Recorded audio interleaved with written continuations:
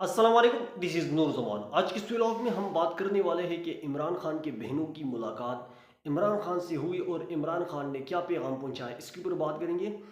आज जब अडियाला जेल इमरान खान की बहनें पहुंच गई तो दो बहनों को उज़्मा और नूरीन को मुलाकात की इजाज़त दी गई और अलीमा खान को मुलाकात की इजाज़त नहीं दी गई। वहाँ से इमरान खान ने जो पैगाम पहुँचाया, तो बज़ाहिर उन्होंने एक तो ये डायरेक्शन दी कि तमाम इख्तिलाफ़ात जितनी भी पार्टी के लोग हैं, ओहदेदारान हैं, इनको पस-ए-पुश डालकर आपकी तवज्जो सिर्फ़ और सिर्फ़ 5 अगस्त के ऊपर होनी चाहिए। और इसके लिए उन्होंने बैरिस्टर गौहर, अली अमीन गंडापुर और सलमान राजा को ये ज़िम्मेदारी दी है कि आप इसके लिए भरपूर अंदाज़ में अपना किरदार अदा करें। दूसरी बात, इमरान खान ने कहा कि इस वक्त पाकिस्तान में मार्शल लॉ नहीं बल्कि आसिम ला नाफिज है।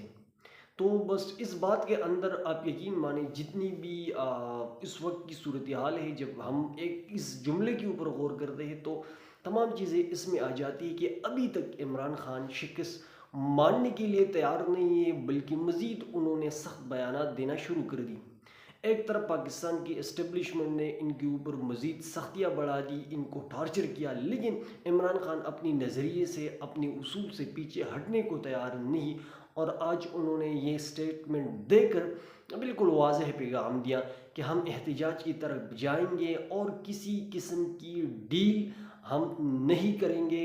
अगर करेंगे, वो कहते हैं कि मैं बातचीत करने के लिए पाकिस्तान के इस्टेब्लिशमेंट के साथ करने के लिए तैयार हूँ, लेकिन ये जो बातें होगी सिर्फ़ और सिर्फ़ मुल्क की मफ़ाद के लिए होगी।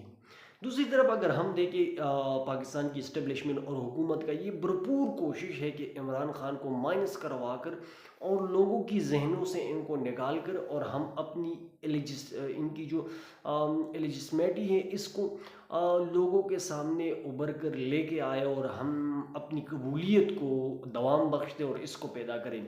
लेकिन कुदरत का करिश्मा है कि आप जब न्यूज़ चैनल को देखते हैं तो न्यूज़ चैनल में सियासी ख़बरों में इमरान खान के बग़ैर कोई प्रोग्राम नहीं हो सकता।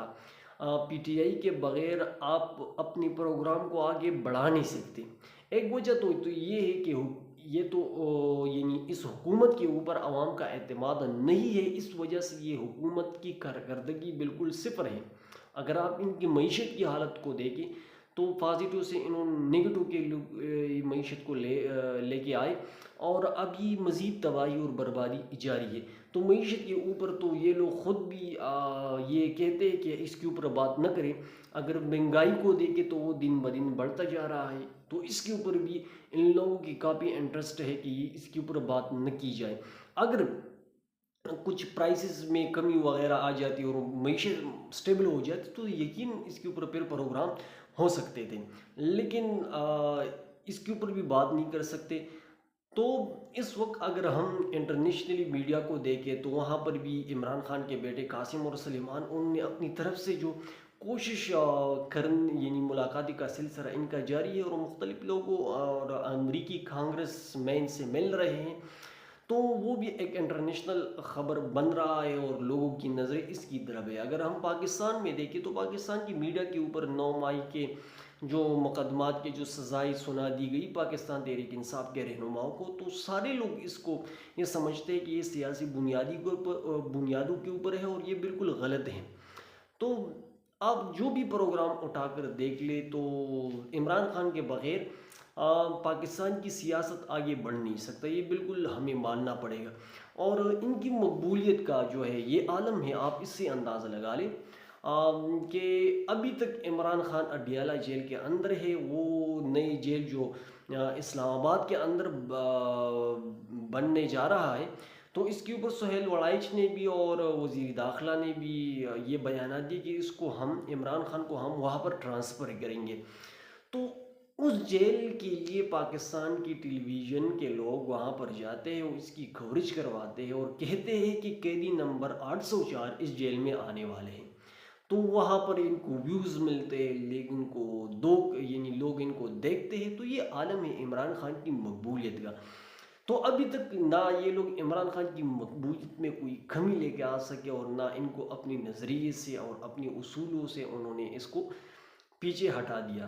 तो अभी तक तो सिचुएशन यही है। तो मेरे ख्याल में पाकिस्तान के एस्टेब्लिशमेंट को भी थोड़ा सा सोचना चाहिए कि अभी तक आप लोगों का जो निज़ाम चल रहा है वो अमेरिका, चीन और सऊदी अरब की इंजेक्शन जब वो आपको लगाते हैं तो इसके ऊपर चलता है। और वो जब आपको इंजेक्शन लगाते हैं तो इंजेक्शन तो फ्री में नहीं लगाते, वो अपने मफादात को देख कर फिर आपको इंजेक्शन देते हैं और इसी इंजेक्शन को फिर आपसे पैसे वसूल करते हैं। तो मेरे ख्याल में दूसरों को फ़ायदा पहुंचाने की बजाय अगर अपने लोगों से बात की जाए और इनसे सुलह की जाए तो मेरे ख्याल में ये इस पाकिस्तानी रियासत के लिए भी बेहतर होगा और इस मुल्क के लिए, कौम के लिए भी बेहतर होगा और सब के लिए अच्छा है।